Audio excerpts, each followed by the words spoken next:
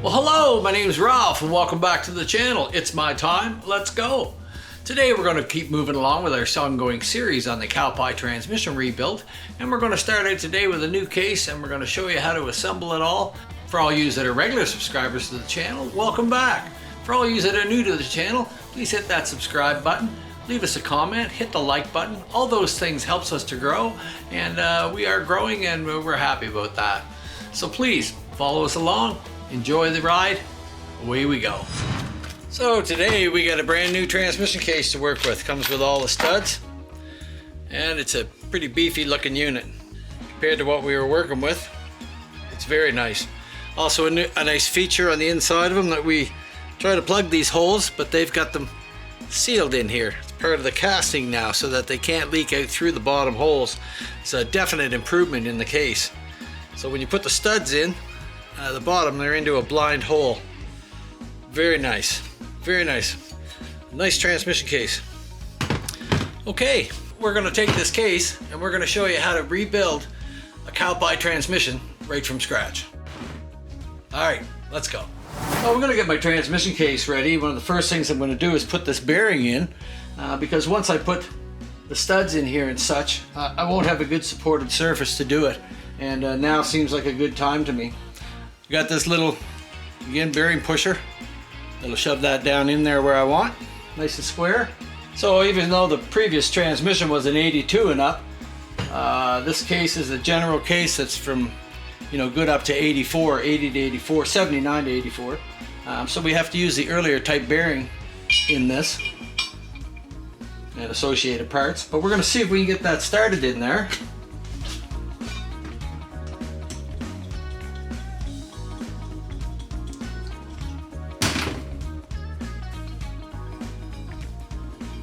A little bit of oil always makes things go easier. I'm hoping just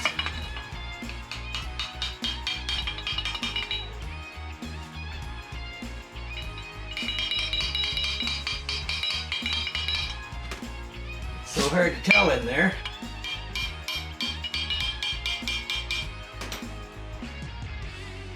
I think we'll go with that.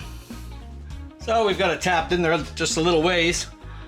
This is just an old wheel hub, but that way I can make sure I'm centered up on the thing.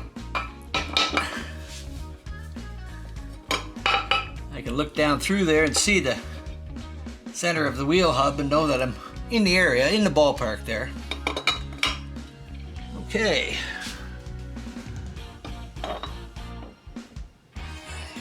Through there.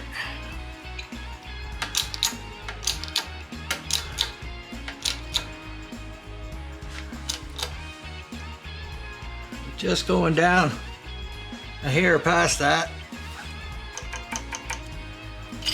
Check it.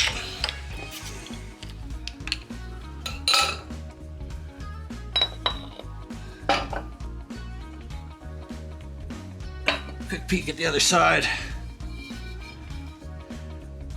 I got a little bit to play with. So I think I'm going to just center it up a little bit. I'm just barely down below that, but it should really be sitting in the center of the case there. So, and I knew that, but I always like to check when I can and double check. Okay, we're looking pretty good there. Just want to go down.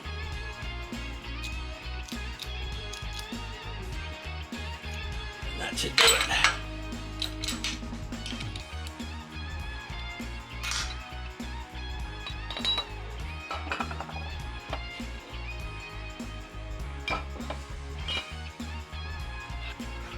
And there, we're just down below it on this side, so it's not touching the edge, and we're down below it on the inside as well.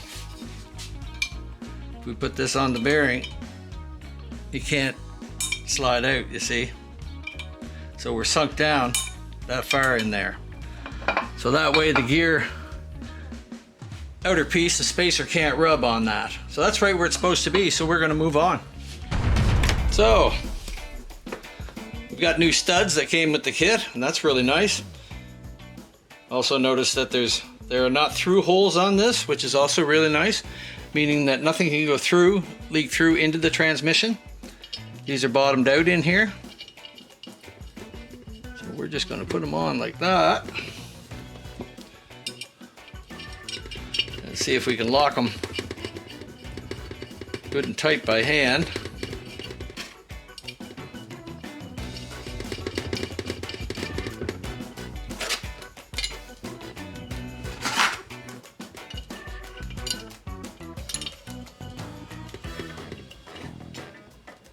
There we go.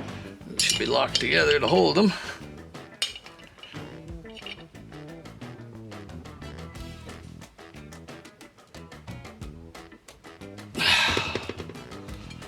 Gonna get them much tighter than that.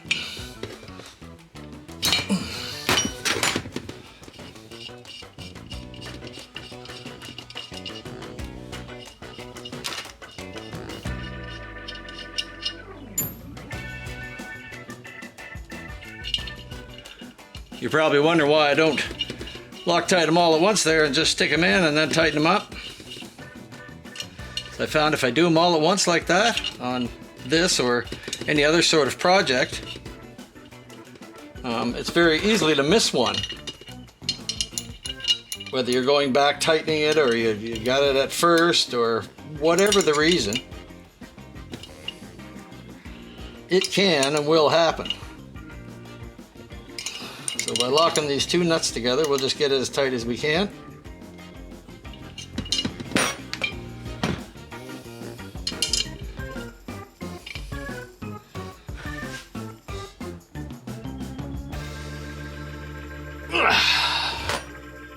So we're going to go along and get these all done and in the cases, and then we're going to put it on our device for holding the transmission in the case and go along with it.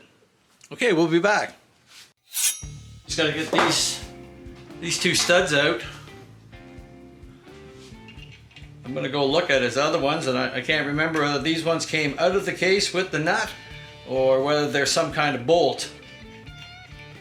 So we'll have to go and check on those, and if they're actually a stud like this.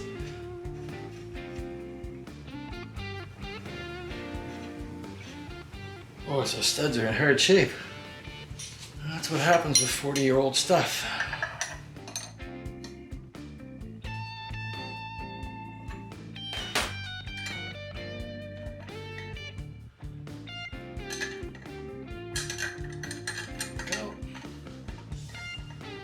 Just by locking the two nuts together, enough to hold it. Bring it out.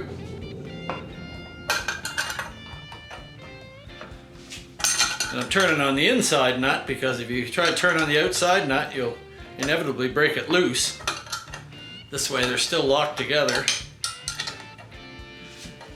And it's always trying to force it out, so.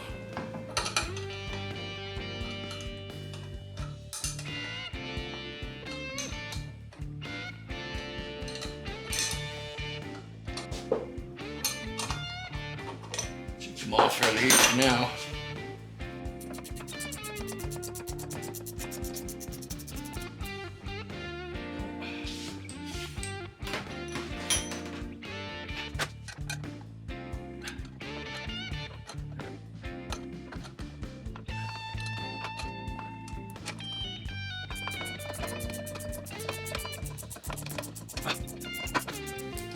It's a long stud. Well, those are pretty long studs, and they're in pretty hard shape in there. They're all worn off down in this area. So I'm gonna dig through my stuff and see if I have some. I'm gonna go grab the other two that I came out with the primary case. I don't know whether they got the nut on them or not, or whether they're a bolt, but we'll go and check it out and we'll get back to you. So we're just gonna put our mounting plate on here so we can mount it in our vise conveniently. Put the studs in and do the rest of the assembly as well. This little plate keeps you from chasing it all over the bench like you see a lot of guys doing that are rebuilding transmissions, 4 speeds, pushing them all over the bench, always trying to hang on to them. lots of times showing you stuff but not tightening it down because they can't hang on to it. So this little plate has made my life a whole lot easier for the matter of a little piece of angle iron. So we got to put 2 studs in the front there, and I dug around through my stuff, and I got a couple of sort of proper studs. These ones were really worn up through here, as you can see, and these ones at least have the shoulder that they're supposed to, and this one's in a little better condition. So we're going to put them in instead for them. I don't have any brand new ones, but lots of times you can't have brand new stuff all the time, as much as we'd all like to. So we're just putting some Loctite on them.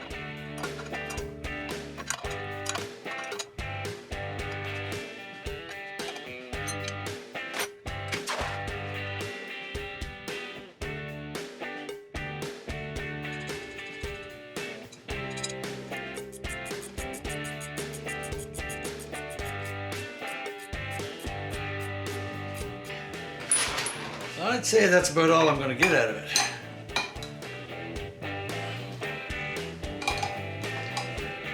So now to be able to double check, we'll put a 4th gear in there.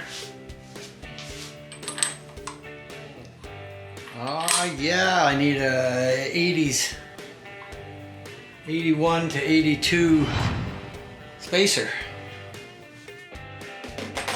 Yeah, I do. Looks like it.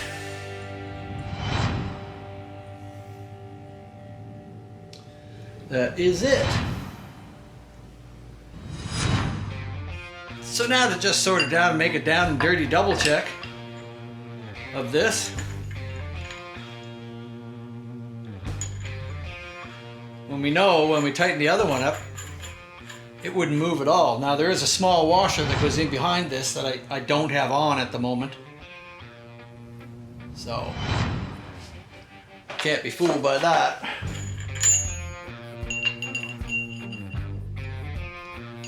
Okay. Yeah, see that's gone in there now on the O-ring where we want it to be. I'm gonna go grab a spacer. Here we go. This is just a thin spacers on the, I'm not sure about the 79s, but 80, 81, 82 didn't need them. Because these had a different size collar on here, and because Harley made it that way, they needed the spacer on to keep the sprocket from rubbing.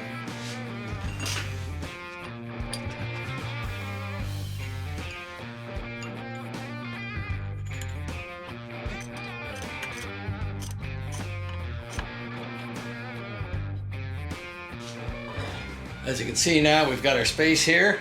Got a little bit of play in there, like it's only supposed to be like 15 thou, I think, and I don't think there's much more than that in that. Once we run everything through and get our main bearing back in place, hang on to it. It's hard when it's not in there, but everything still turns nice and smooth in there. So we're going to get ready to do that and put that in. Going through our shims here, I've got a stack of them here. And I got these in the 70s marked out, and I'm just trying to find one that's very close to a 72 there, which is the smallest one that I can put in. So we're going to try that first and see what it looks like. So I always like to do these ends first. I put a bit of grease in the end of the counter shaft there, just to kind of hold this in place. It won't keep it right in place, but it will help us. I've got a 72 thou spacer in there, and we're going to try to see if I can drop that down between. We need to shove our counter shaft through. It's always a lot easier to do this right now at this stage. When you try to do it and the gears are all in there and everything, it's not a good plan. We're looking good there. Now we just have to take some feeler gauges.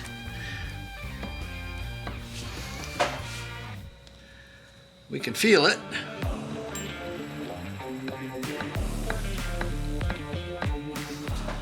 So I'll get my feeler gauges out, and we're looking for a minimum of 4/1000ths of an inch. So let's try a 7 in there just to see if we can get in there. Need my little flashlight.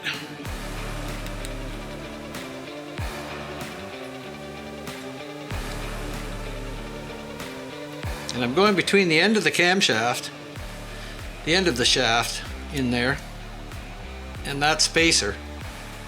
And that's where we're trying to get into. And I've got a 7 thou in there. They suggest 4 as a minimum. So 7 thou.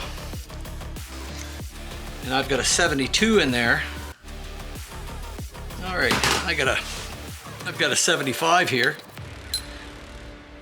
So we're gonna give that a try, just out of curiosity while we're at this point. Okay.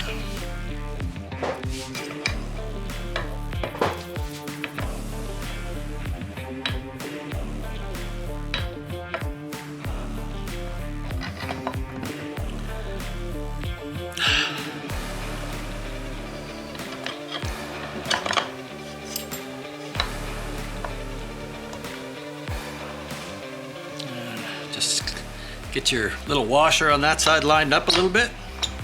Here we go.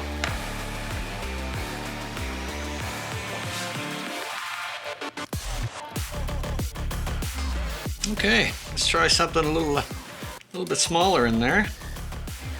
I don't think that will go.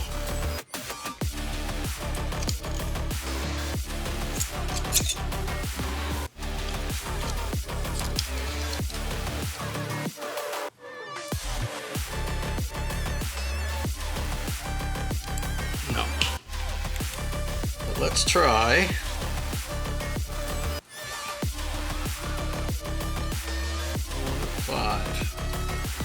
See if I can get a 5 thou in there. Yes.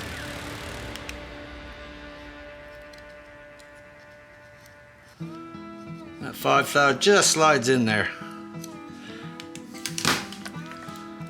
So that's what we're gonna go with. It's a good clearance there. Nice and tight, but not too tight. You know. You can hear that. It's only 5/1000ths of an inch, but you need to be able to hear something in there. All right, so we'll have to take this out to get our main shaft in. All right, and those are the ones we're going with. So now we're going to assemble some of our parts in here.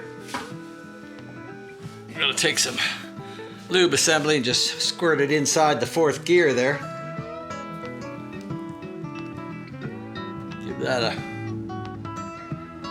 fighting chance to start with. There we go.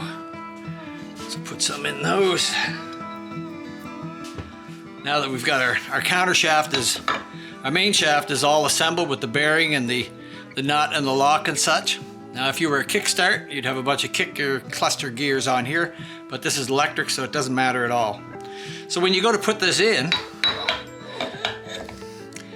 you need to prepare some things first. We're going to slip our 3rd gear on it. We need the small washer spacer for 3rd gear. We need the 3rd gear retaining ring clip. And we need the shifter clutch. And the shifter clutch has high on one side, and that faces the 4th gear. So slide all that conglomeration onto there and start working things into place, into your 4th gear and into here. And with the washer and the gear should go up into place no problem. And the little trick is just getting this little ring started here. But if you take your time,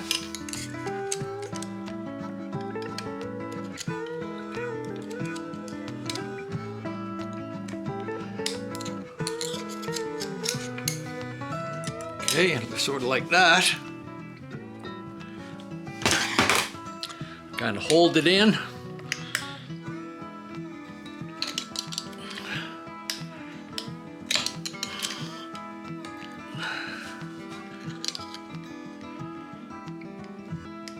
There we go. I felt like it popped in all the way around. Yes, it did. There we go. So now you can see the little ring is there.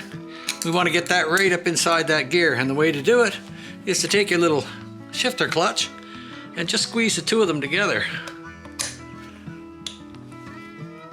Just like that.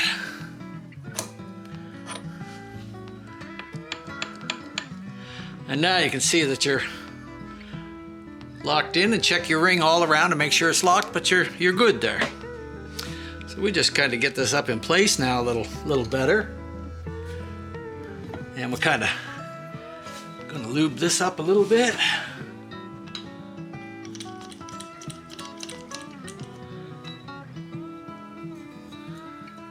There we go. That'll just help it slide in there. And we're gonna slide it up into place. Make sure we get our cluster gear up on there. There we go. Get that into place. Now you just want to get a big hammer, not really, but a rubber mallet or a piece of wood over the end of the main shaft here. Make sure that everything's lined up and into place where you want it. This is your last chance, so to speak. And then we're just going to tap it in. Actually, I'll turn this around a little. And we just tap on the main shaft like that. And you can see the bearing retainer going in there. That's it. We just want it tapped in there until the retainer sits in. She's all good. She's all good. Feels nice. All right. Now you can see why I want to do the counter shaft first instead of doing it at this time. If you do it at this time, you're fighting with it and you will drop the spacers down inside, and then it's hard to get the cluster gear out and you become very frustrated with it. That's what happens. So by doing it all in the first place, I know that my end play is all set. All I have to do now is carefully put it in there, slide the shaft through, lock it in place. So we've got both ends of our counter shaft greased up here, and our retainer in this side and this one in this side. And all we need is our counter shaft. This is the end for this particular year that you want to go through, because this will lock into the locking plate. Sometimes other ones have threaded ends and such, so you just have to make sure what you got and what you need for there. Okay, first step. Get this in here a little bit.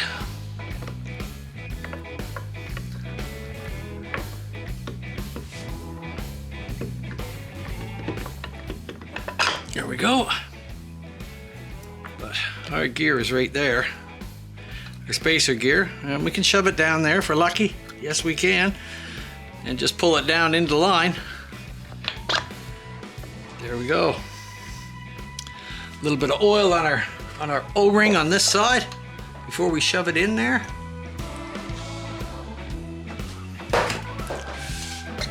And then we just shove it through.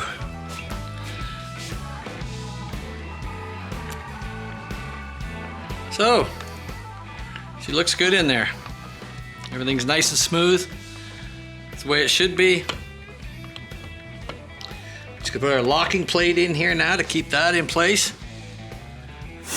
Okay, now we're gonna put our plate on here that locks this bearing housing into place, and also locks our counter shaft. Different years have different setups. Some of them have threaded ends with a little kicker plate here, kind of. But being this is electric start, and these years of this, we're going to be able to go right along and proceed with what we got there. So we want to get these in place and make sure that the plate is locked into the groove on the counter shaft, because that's all that holds it in place. It has to be locked up into that shaft. Or of course the screws won't go in anyway if it's not.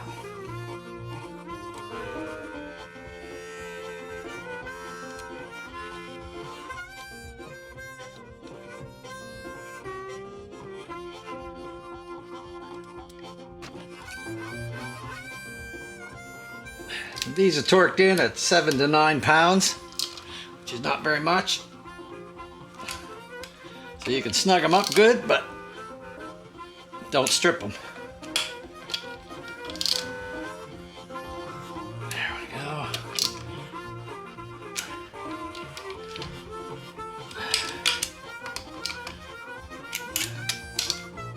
There we go. Everything's locked in place and spinning. So we're going to put our shift forks in now. There's two different size shift forks, as you can see, a big one and a small one. The large one goes back here to this one. And this one goes in here like this. Okay, the nuts on the inside, we can slip the shaft through here.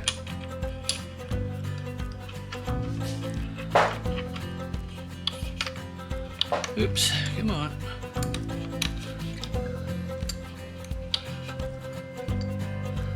They're looking pretty good there. One thing we do have to watch out for is these nuts on the inside. Now you can slide them in there and they can probably get in there the wrong way. But from 1979 on to the last years of the Cowpie transmission there in '84, these nuts have to be on the inside with the shift blocks on the outside. From 1959 to early 1979, they were reversed. So you don't want to make that mistake. If you make that mistake with some of them, generally you can get it in neutral, you can get it in first and second. You think you're doing good. When you pop it into third, it locks into 2 gears and blows the transmission out. So something to be very aware of. Now that we're at this point, we're going to start checking on where our shift points are on it, and it sometimes becomes a little difficult, and it's just some fiddle figuring around, but we're going to try to show you an easy way.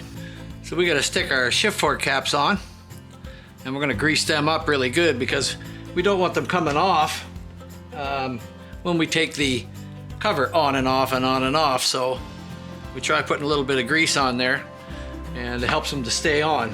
If you drop one, it's not the end of the world. You can go around there, in there and look for it with a magnet. Just more of a pain than anything. Now the shift shaft here also has a little groove in it right there. And this shift shaft groove is for putting a C-clip in to lock the shift shaft. But I don't want to lock the shift shaft yet until I make sure that my shifting is correct, because I could be taking it in and out and changing these spacers on these blocks. You can make sure that the opening is there. Should it want to slide over a little bit, you want to make sure that it's able to here. If it's in a gear.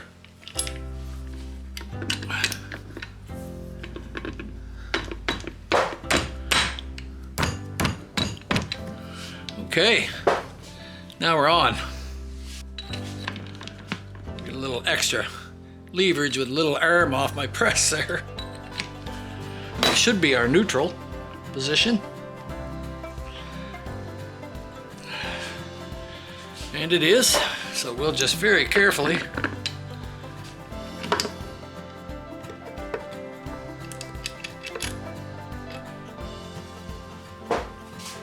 take that off. And we're seeing where we're at in a neutral position, and actually the shift forks look really, really good. I'm sitting about the center of these ones here, and I'm actually sitting about the center of it right there, so the spacing seems to be okay in it. So the idea is that the shifter cams sit in the middle in between everything, and I'm looking pretty good there.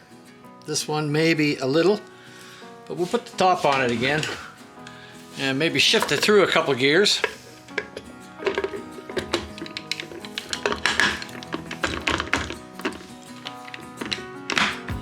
There we go.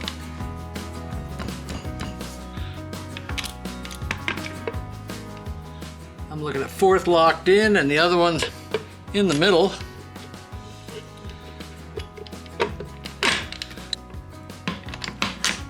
Shift it down to third. Third locked in, that one in the middle.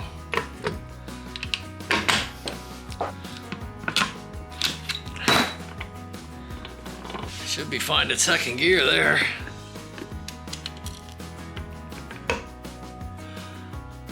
Yep, second gear's here, it's locked right in there.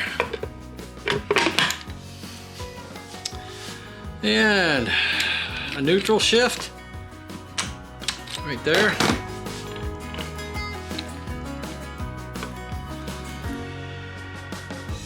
Both shifter clutches are in the middle.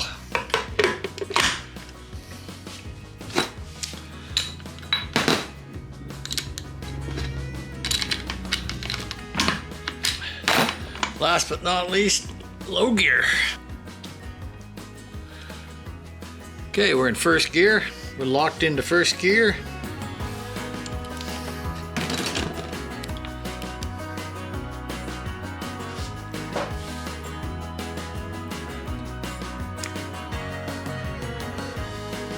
We got lots of clearance on that. And we're well locked into first gear.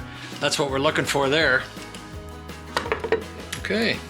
We got a little bit lucky with it there. We're not going to have to adjust the shift forks too much. If we did, we would have to just take them out, put shims in like anything else, shim it one way or shim it the other way.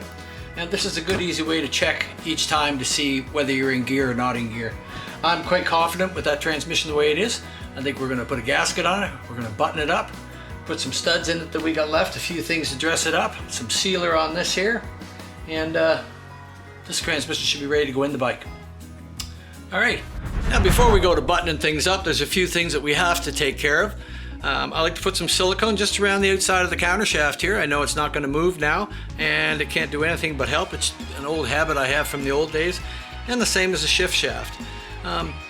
Before we button this up, and we haven't yet, we need to put a C-clip in on our shift shaft. And it's not the easiest thing to see here, but there is a little groove in the shift shaft there. Now if that groove, if you can't see it too well, and to make it easier to install, you can always push that rod over like that, and it gives you a nice open space to work with, because you don't want to drop the clip down inside, preferably. So we just put it on there and snap it into place. There we go. Now we can go through the hole in this side of the transmission just to push it back into place. It can't come out this side, so there's no fear of that. All right.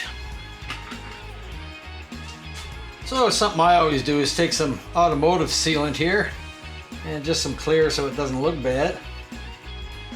And I just like to put a skim over my counter shaft.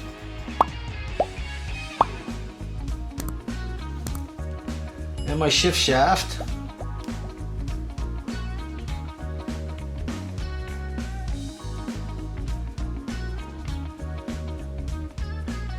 And around the outside.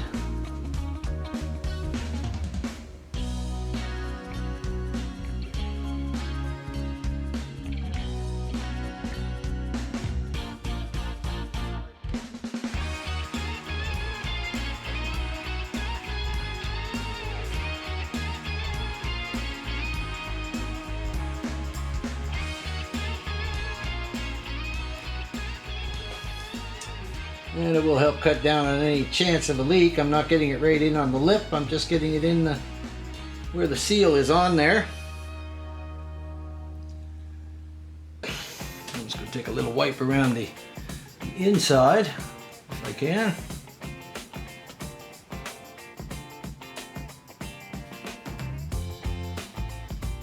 In case there's any excess there.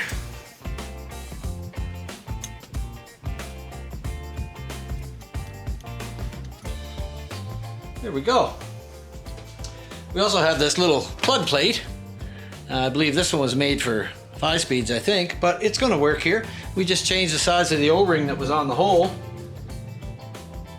And I'm going to again silicone it up.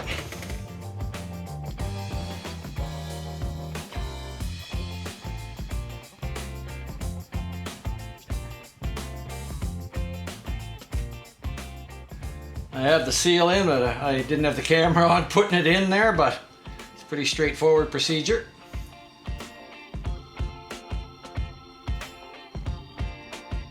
And around that.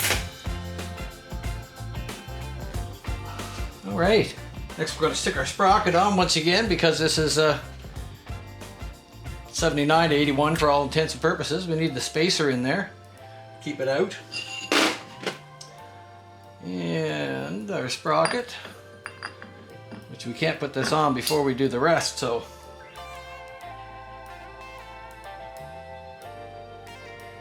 and just stuff in just in the threads. Lock on.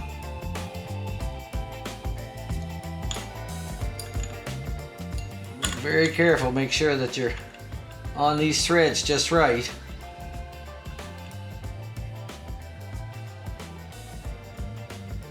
Sometimes be a little tricky at first.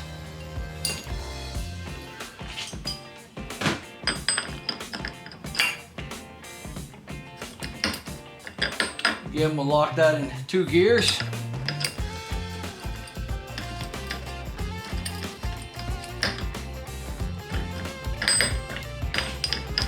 Go.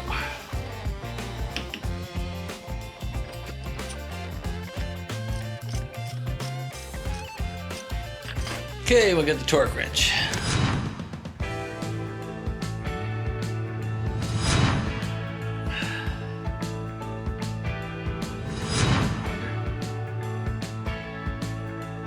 There we go. All right. Nice and free, nice and clean. That's exactly what we want. Now that we're sure we have everything siliconed up, everything the way we want it, now we can begin to lock the tabs down.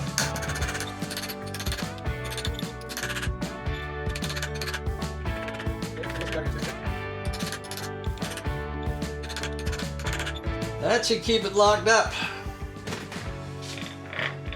Okay, so now we're going to work on putting our studs in. The coarse threaded end, a little dab of red on it. These ones came with the kit, thankfully. Saved me having to pull them all out of the other one.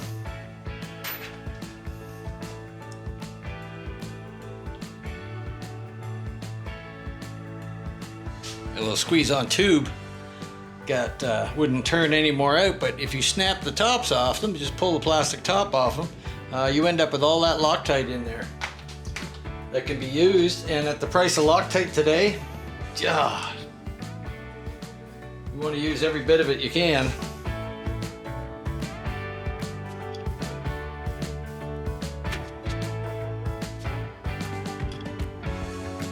This is one of our long studs and one of our long ones.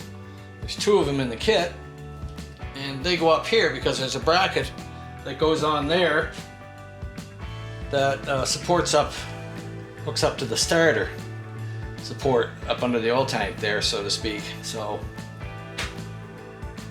those 2 long ones have to be there because there's another plate and everything to go on there. Now we need to slowly go around, start somewhere I guess, and tighten these up.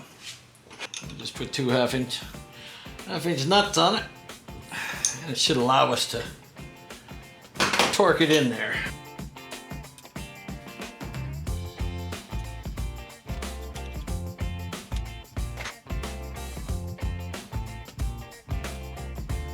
So we're just going to go along and torque all those down.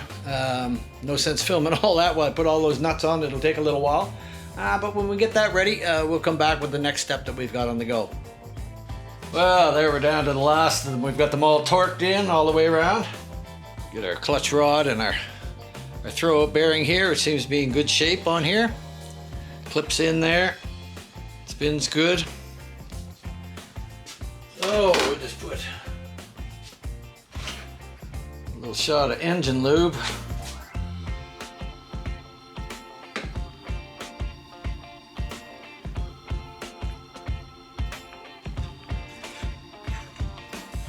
Go. Okay, gasket time. So we're going to put our gasket on. It's important to make sure that your gasket is on properly. This gasket has a little cutout here, and you can see it down there.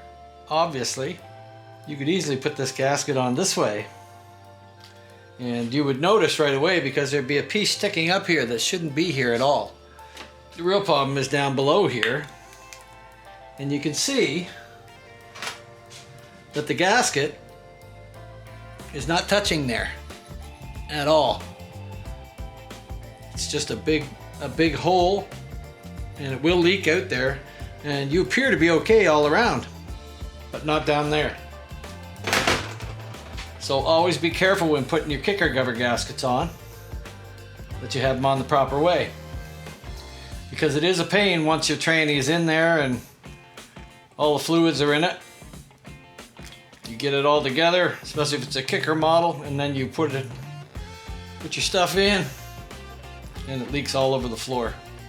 And you've got to tear that all out, tear the exhaust off it. It's quite a job to have to replace all those things. Inside of our side cover, there's a little fork assembly there. And this little fork assembly is what pushes on there to bring your clutch in and out. So you have to remember to make sure that these clutch arms are all the way back. Again, the kicker models is a little bit different.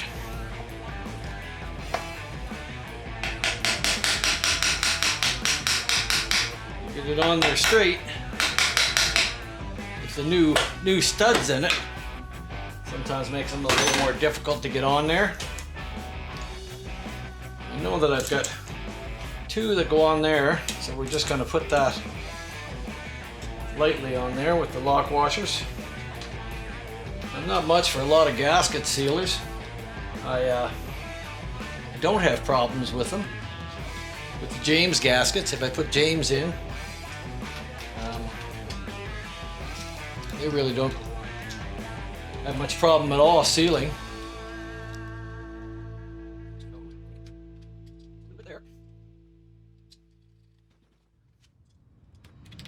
I have to make sure and Loctite all our studs.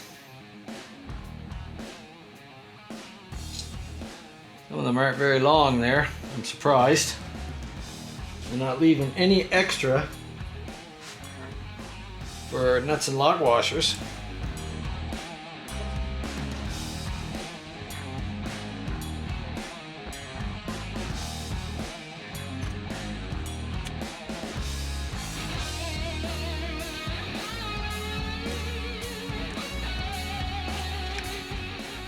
There we go.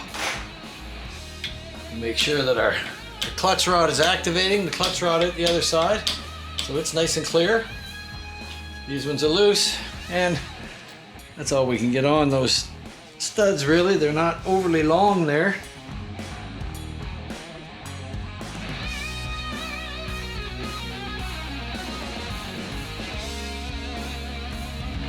So now that we've got everything in place, I'm just going to give a little extra touch of grease here to my top hats.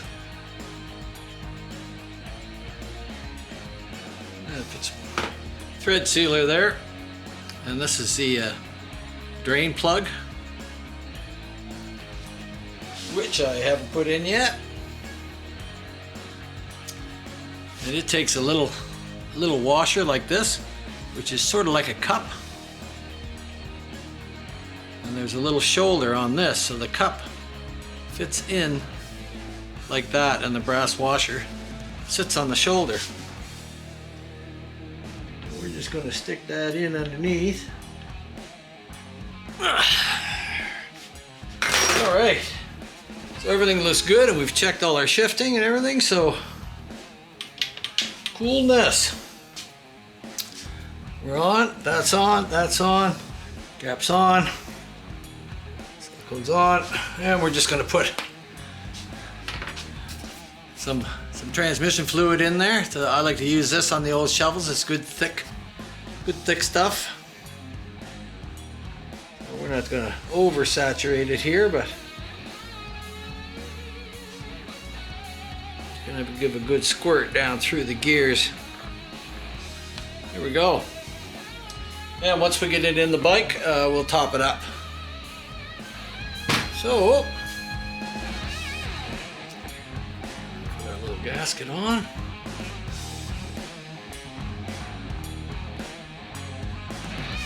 James gaskets. I run a lot of James gaskets dry. I don't have a problem with them. Now, if we can get our top hats back into place, that might take a little friggin'. There we go. A little Loctite on our screws. We've wire wheeled all our bolts so that when you put them in there, they got nice clean threads. No old Loctite or anything like that on them. Because if there is stuff balled up on the old threads, it's usually pretty hard. And if it's hard, it has a tendency to cutaway stuff as you try to force it down in there.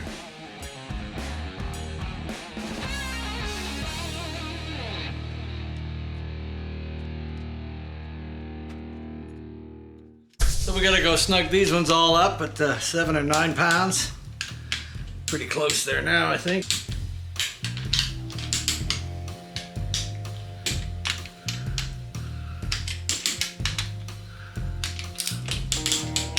So we just torqued these top ones down, 13 to 16 foot-pounds.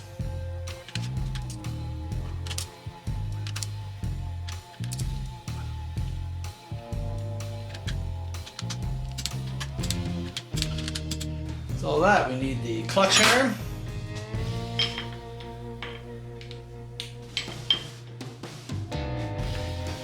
Go. Washer. Nut.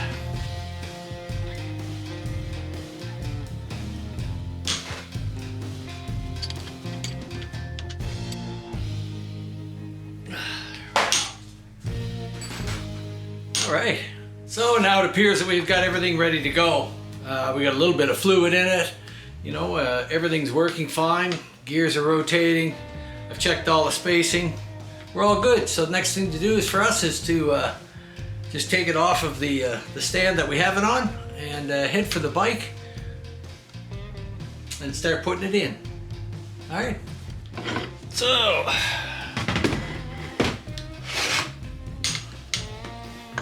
Stick our mounting plate on. You have to remember that at the rear, we have to keep this one in there, or else you won't be able to get it in once you slide the transmission into place.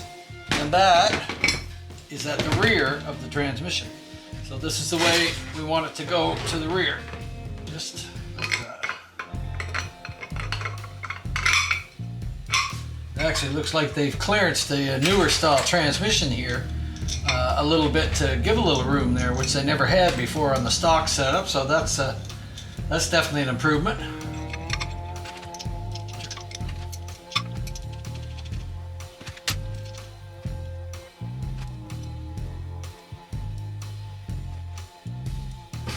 Alrighty, in the bike it goes. So if you enjoyed this video today, like, subscribe, comment, ring the bell, do those things. It helps us all to grow. By the way, be sure and check out my buddies down south, Hippie's Chopper Corner and Slickhead's Custom Cycles. They got some interesting stuff on the go that I'm sure you'll enjoy. Also check out my friend in the city, Gus, at his channel, This Old Chopper. Stick around, we'll see you next week. Here's what's coming up.